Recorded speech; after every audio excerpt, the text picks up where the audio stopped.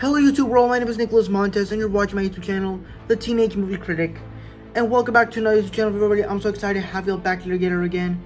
And in today's video, we're going to be doing something a little bit more exciting. We're doing another end of the month list with ranking all 12 June movies that I saw in the month of June of 2023. We're ranking the new films.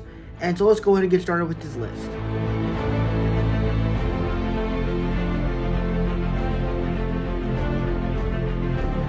Now, if I'm being completely honest, this was kind of like a pretty typical film, as you have this kid who wants to find out about his dead father, but his mom doesn't let him, and then it turns into like this, this where he sings and stuff, but like into pop.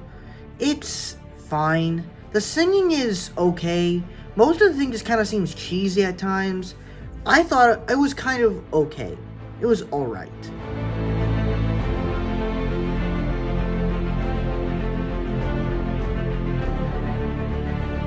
No Hard Feelings, I thought it was actually a pretty cool idea, as you have Jennifer Lawrence finally being in a raunchy comedy, which I thought was pretty great. The comedy itself does work once she starts working for Matthew Broderick and the parents and stuff like that, and it has some fun intrigue, but it kind of turns into this film as to like that you just need to know him first, and I think that they kind of have a cool relationship and kind of create a bond. I think it's pretty great. So I would say it's lower at the list because there's just better movies, but it was still pretty good.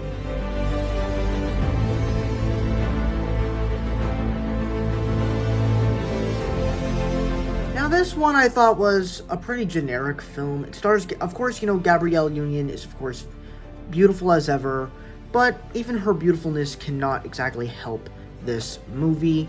And I think it had a pretty interesting story of these people, and she wants to have this job, but she also is falling in love, and it takes place in New York, so I'm a big fan of that. I really love the ending and the arc that the guy has with his dad, as he has his dad's name into his son. Like it's pretty smart, and I thought it was kind of emotional. But honestly, the movie kind of was generic. It kind of had some story issues here and there, but I still thought it was kind of a enjoyable film.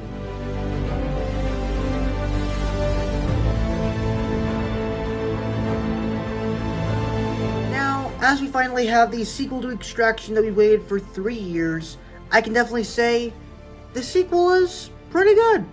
Obviously the best thing when you're coming to an action movie is the action, and once again, the action is great, but it's not just great.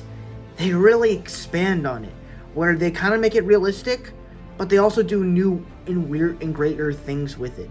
They have a 21-minute scene where it's from like a prison, where it's like a little fight scene in like a wall sequence. It has this sequence where you're fighting in a prison break. It fights where you're fighting a helicopter on a moving train, and then of course even the other action sequences throughout it, like the gym fight, where you have to defeat the guy in order to save the girl that falls off the glass. It does that really well. But then even, of course, continuing Tyler Rake's character with Chris Hemsworth, I think was fun. So overall, I liked Extraction 2, and I thought it was a worthy sequel to the original film.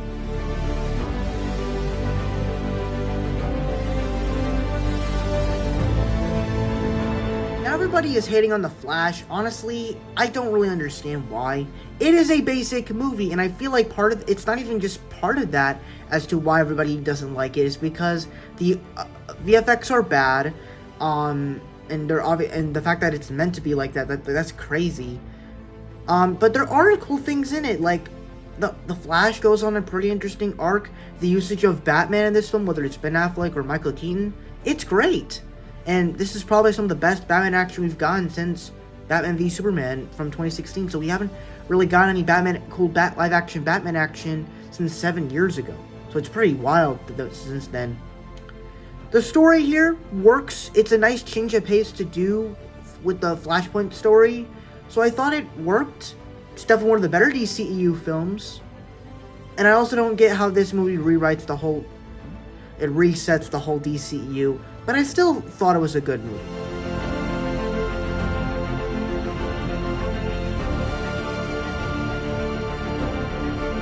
Now, this was a movie that I actually thought was really good. It's basically about this girl who is a lesbian, so perfect for Pride Month, eh? And it basically is this girl kind of forgetting everything that she goes through as she's dating this woman that literally takes her memory away with this, like, crystal. And I think it's kind of good. The acting is really good. And, of course, our main character is gorgeous. She is I don't know what you can call it, just a girl, but she is beautiful. And the story itself is pretty intriguing at times, and overall, it was just a really good movie for me.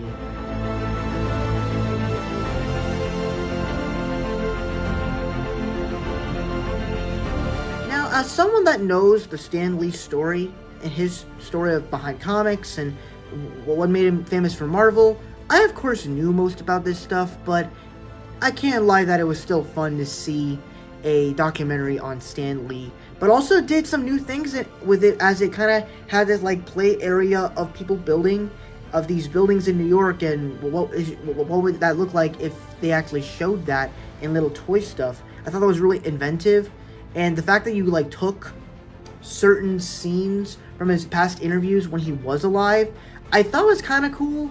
But it would have been much better if like you just had people that knew him actually told us what happened, and they were able to tell us to it. Because you don't see stories like Walt Disney or something, or Jim Henson, people telling that their stories about him. They could do with this movie too. But I still thought it was a really good movie, and of course, once again, just shows us how great of a man Stan Lee was.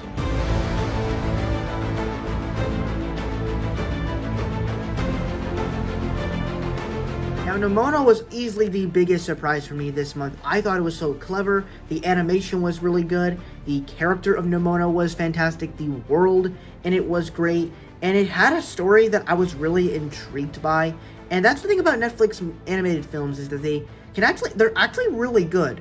Now, besides The Magician Elephant, I think most of these films are actually very good, and I really liked Nimona.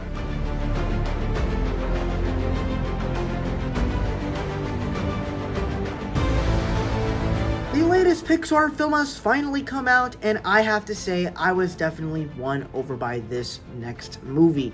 I think it did stuff that I honestly thought this was the next big win for Pixar that won me back in as to why I love Pixar, where they created this world and these characters as basically mixing Zootopia and Inside Out and put them together. You get Elemental, but also kind of has a story that goes way that connects to the director as he moves from Korea to New York, and his parents grew up there. I love that. That's great storytelling right there, as you're taking a story that is so relatable to you. That's so great. Plus, the animation is fantastic. The music, I think, is great. The whole world and story is a bit simple, but I think it is a great film that won me back into why I love Pixar so much.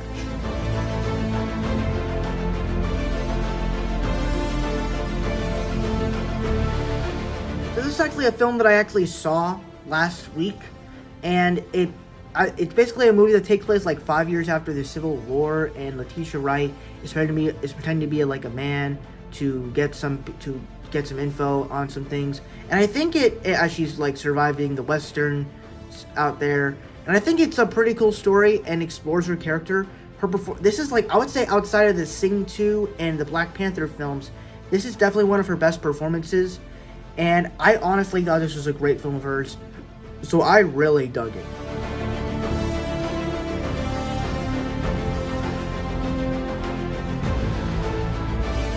As the sequel to Spider-Verse, I definitely really loved this film. It had a bunch of the elements that I loved about the first film.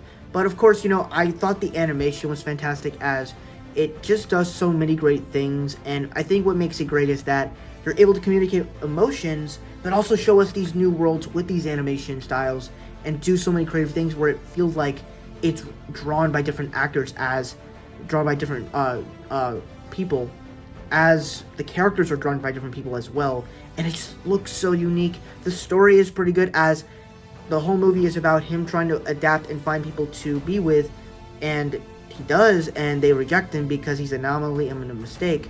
And one of the things about Spider-Man is that he's such a relatable character, and with this movie, they found another way to make this movie relatable for people.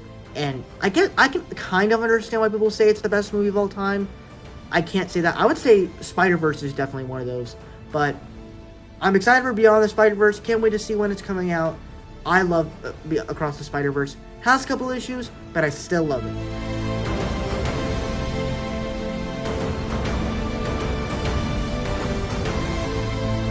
Now, this is a movie that I cannot believe that I liked a movie more than Across the Spider-Verse. It's basically the movie about the creation of the hot Cheetos, as it came from Mexican culture. Spice came from Mexican culture. I did not know that. And the fact that a Mexican guy came up with the idea of hot Cheetos was pretty crazy to me. But also, it has a pretty great plot. You're rooting for this character, and you like the characters in his family, plus the people that he makes friends with, and you hate the people that are doubting him, and throughout it, you're just rooting for him the whole time. And it's such an encouraging and good-feeling movie, and this movie is 100% a fire film. I love this movie, and just telling the story of someone making something that is amazing, of making this legacy. That is great. And then the fact that it connects with barbers, well, not barbers, with janitors or bartenders or stuff like that, or giving people tips. They're more than that now. They can be anything more than just a janitor and stuff like that. And I thought that like connected so much to other people's, like, you have a different perspective with those people now. Overall, that's my ranking for June. Thank you guys so much for watching. I really hope you enjoyed. Don't forget to like, comment, and subscribe. All my social media stuff is in the about section over there. And I'll see you guys in the next video. Bye-bye.